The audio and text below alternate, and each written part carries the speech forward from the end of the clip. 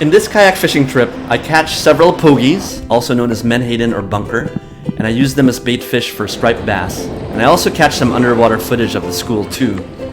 The trip started out well because I found a large but dead striped bass on the shore, indicating that they were in the area. So I paddled around the shoreline in search for bait fish and found some signs of pogies. You'll hear them traveling in a school together, and when they break the surface of the water, they make a pitter-patter noise on the surface. I located a school and I got my treble hook ready. To catch menhaden, you cast the treble hook over the school, and as you reel it back in, you jerk your rod upwards or to the side, trying to snag one of them using the treble hook. In this footage, you will see the school break the surface together with a loud noise.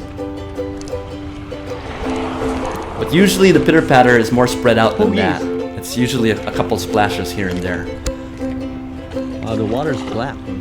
I lost my first pogie, unfortunately, but I caught another one fairly quickly. Be careful when you reel that treble hook back into the kayak.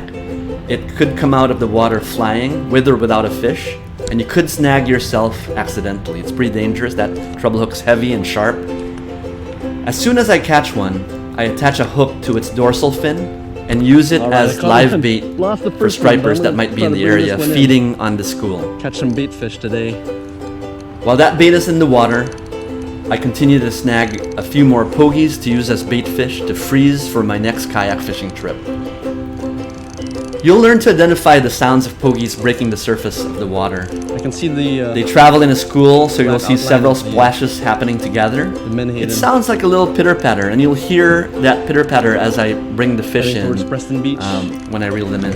Oh, man. For smaller fish, like mackerel or small polyp, their splashes are a lot smaller. In a feeding, striped bass or bluefish breaking the water would be much larger splashes, and you would see their dorsal fins or tails come out of the surface. Also, you'll see fish jump out of the water in a feeding trying to avoid those bluefish or striped bass. Pogies also have a certain oily smell, and in this situation, I could smell them in the area because it was shallow water. And they were so thick in this shallow water that they made the water look like it was black. You'll see here as I put my GoPro to the surface, you'll see the surface of the water, and you'll see the footage of the school of pogies.